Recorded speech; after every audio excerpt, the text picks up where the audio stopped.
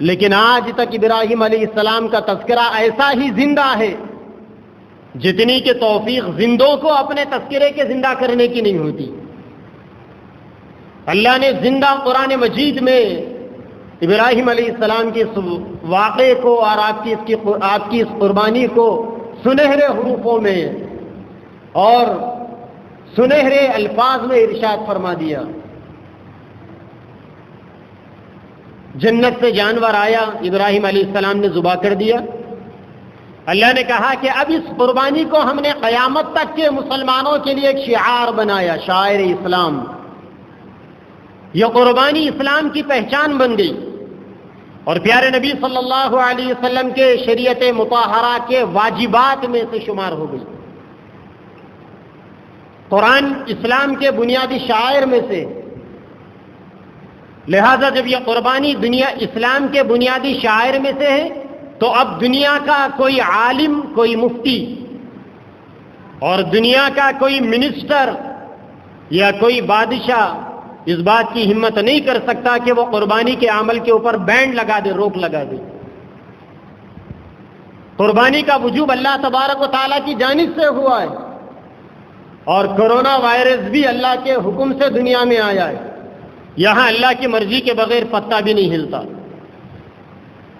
ایک corona virus جس نے پوری دنیا کی حکومتوں کے تختے ہلا دیے، وہ بھی اللہ کی مرضی کے بغیر نہیں آ سکا۔ مسلمانوں کو سمجھ لینا چاہیے کہ یہ اللہ کی نظروں میں بے وقعت، بے حیثیت کرونا وائرس، اس کی مجال نہیں ہے کہ یہ اپنے وبا کے دور میں قربانی کے مقدس عمل کے اوپر بینڈ لگائے یا اس کے اوپر روک لگائے۔ بار بار بولا جا رہا ہے کہ قربانی کے عمل کو نہیں روکنا ہے، لیکن آج بھی لوگ سمجھنے کے لیے تیار نہیں اور لوگ اس وسوسے کا شکار ہے کہ اس وبا کے اندر قربانی نہیں کرنا ہے۔ ضرور قربانی کرنا ہے، پہلے سے زیادہ قربانی کرنا ہے، اور اگر کوئی حکومت کہتی ہے کہ قربانی نہیں کرنا، ان حکومتوں کے احکامات کو جوتیوں کی نوک پر رکھنا ہے۔ کوئی اوقات نہیں ہے قربانی کے فریضے کی ادائیگی کے سامنے ان حکومتوں کی، اور پیغام دے دینا ہے کہ ہم مسلمان شریعت کے اوپر عمل کرنے کے لیے تمہارے فرامین کے محتاج نہیں۔ تمہاری حکومتیں ہر 5 سال میں بدل جاتی ہے اور قربانی کے ذریعے سے ہم اس رب کائنات کا حکم بجا لا رہے ہیں جس کی مرضی کے بغیر کائنات میں تنکا بھی نہیں ہلتا۔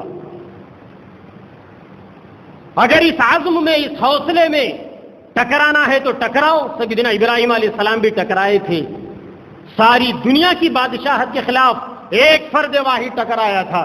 چہ جائے کہ آج پوری دنیا کے اندر تم 150 کروڑ سے زیادہ مسلمان دنیا کی باطل حکومتوں کے سامنے بے بس بنے بیٹھے ہوئے ہو، ہمتیں ختم ہو گئی لوگوں کی۔ ابھی کل کی بات ہے، عید کی نماز کا وقت طے کرنے کے لیے میں نے ہر مسجد کے صدر کو بلایا۔ یہ کوئی نئی بات تو نہیں، ہر سال ہوتا تھا اور میرے ہی پاس بیٹھ کے یہاں پر عید کی نماز کا وقت طے کیا جاتا تھا اسی مسجد میں۔ ہر مسجد کے صدر کو میں نے بلایا، کوئی نہیں آیا باپ کا بیٹا۔ الٹا لوگوں نے یہ کہہ دیا کہ ہم نہیں آئیں گے، لوگ ہمیں بدنام کریں گے۔ ارے کیا تم کسی کی بیٹی کو خراب کرنے کے لیے جا رہے تھے یا کسی کے گھر کو لوٹنے کے لیے جا رہے تھے؟ تم کس کی بدنامی سے ڈر رہے ہو تم؟ اور کس بزدلی کا شکار ہو تم؟ کون ہے وہ پدی کے شوربے تو جو تمہیں بدنام کریں گے؟ نیک کام کے کرنے کے لیے انسان کے حوصلے اتنے پستو ہو گئے، لوگ آنے کے لیے تیار نہیں۔ جو لوگ تمہارے جواب کے منتظر ہیں ان کو جواب کہاں سے ملے گا؟ بولو، تم بولو۔ بدنامی بدنامی، ایسا لگتا ہے علاقے سے لے کر ملک تک اور ملک سے لے کر پورے عالم پر نظر دوڑائی جائے۔ ایک طرف مسلمانوں کی جرأت اور بے باکی کا، مسلمانوں کی شجاعت اور بہادری کا وہ باب، قدیم باب اٹھا کر پڑھا جائے تاریخ کے حوالوں سے، اور دوسری طرف آج کے مسلمانوں کی یہ بزدلی دیکھی جائے تو اندازہ ہوتا ہے کہ آج کے زمانے کا مسلمان گلی سے لے کر پورے عالم تک بزدلی کے اس مقام تک پہنچ چکا ہے جو کسی زمانے میں بغداد کے اندر چنگیز خان اور ہلاکو خان کی تباہی سے پہلے مسلمانوں کے اوپر بزدلی کے بادل منڈلا رہے تھے۔ ایسا ہی بزدل تھا اس زمانے کا مسلمان۔ جب سقوط بغداد کا واقعہ پیش آیا، بغداد کے اندر مسلمانوں کا قتل عام ہونے لگا، اور چند ہفتوں کے اندر تنہا بغداد شہر میں 15 لاکھ مسلمانوں کو گاجر مولی کی طرح کاٹ دیا گیا. مہینہ 1.5 مہینے کے اندر 1.5 کروڑ سے زیادہ مسلمانوں کو بلی کا بکرا چڑھا دیا گیا. کہتے ہیں تاریخ کے باب کے اندر یہ بات لکھی ہوئی ہے کہ چنگیزی خانوادے کی ایک شہزادی مسلمانوں کے ایک محلے میں آئی. 20-25 مسلمان کھڑے ہو کر بات کر رہے تھے. اس نے دیکھا کہ مسلمان ہیں، تر لقمہ ہیں، انہیں چٹ کر جانا آسان ہے، لیکن اس کے ہاتھ میں تلوار نہیں تھی. ایک عورت کے ہاتھ میں کہ 20-25 مسلمانوں کو موت کے گھاٹ اتار دے. وہ آئی، آ کر اس 20-25 مسلمانوں سے کہی کہ تمہیں مارنا ہے، مگر تمہیں مارنے کے لیے میرے پاس تلوار نہیں ہے، یہیں ٹھہرو، گھر جا کر تلوار لا کر آ کر تمہارا کام کرتی ہوں. تاریخ میں لکھا ہوا ہے کہ 20-25 مسلمانوں کے اوپر ایک عورت کا صنف نازک کا ایسا ہیبت اور ایسی ہیبت طاری ہو گئی تھی کہ اس کے تلوار لانے تک یہ ایسے ہی کھڑے رہے. ایک عورت تلوار لائی اور اس 20-25 مسلمانوں کے گلے کاٹ دی اس نے. آج تم مسلمانوں بزدلی کے اسی مقام پر ہو. تم آج دین اسلام کے ڈیفنس کے لیے، اس کے بچاؤ کے لیے، یا خود اپنے حقوق لینے کے لیے تمہارے دلوں کے اندر اتنی ہمت نہیں ہے کہ کسی کی آنکھ میں آنکھ ڈال کر بات کی جائے. دیکھو لاک ڈاؤن ختم ہو گیا. 8 جولائی کے بعد اعلان ہو گیا تھا کہ مندریں بھی کھلیں گی، چرچ بھی کھلیں گے، گرودوارے بھی کھلیں گے، مسجدیں بھی کھلیں گی. مسجدوں میں جمعہ کی نمازیں ہو رہی ہیں. اور یہ تمہارے اسٹیٹ کا 2 کوڑی کا وقف بورڈ، ابھی کل اس کے گائیڈ لائنس آئے کہ مسلمان گھروں میں عید کی نماز پڑھے. کیوں عید کی نماز پڑھیں گے ہم گھروں کے اندر؟ اور یہ کون ہے وقف بورڈ کہنے والا، ہمیں مشورہ دینے والا، اور یہ بولنے والا کہ مسجدوں میں 50 سے زیادہ مسلمان نماز نہیں پڑھیں گے عید کی؟ ہم نے اس کورونا وائرس کے نتیجے میں اپنے رمضان کی قربانی دی، ہم نے اپنے حج کی قربانی دی. کہ اب یہ وقف بورڈ 2 کوڑی کا وقف بورڈ ہم سے، مسلمانوں سے بقرہ عید کی قربانی کا بھی تقاضا کرتا ہے. یہ ہم سے بازار پورے بھرے ہوئے ہیں اور ہم سے یہ کہا جاتا ہے کہ مسجدوں میں 50 لوگ نماز پڑھو، سوشل ڈسٹینسنگ کے ساتھ پڑھیں گے. کون روکے گا ہمیں؟ گورنمنٹ کی ہیلتھ ڈپارٹمنٹ کے جو انسٹرکشن ہے، پولیس ڈپارٹمنٹ کے جو انسٹرکشن ہے، مسلمان اس کو فالو تو کر رہا ہے. کیوں ہمیں عیدگاہوں پر جانے سے روک دیا جا رہا ہے؟ یہ وقف بورڈ اپنے آپ کو مسلمانوں کا ٹھیکیدار سمجھتا ہے. اماموں کے لیے، مؤذنوں کے لیے 5-5 ہزار تنخواہیں دی گئی تھی.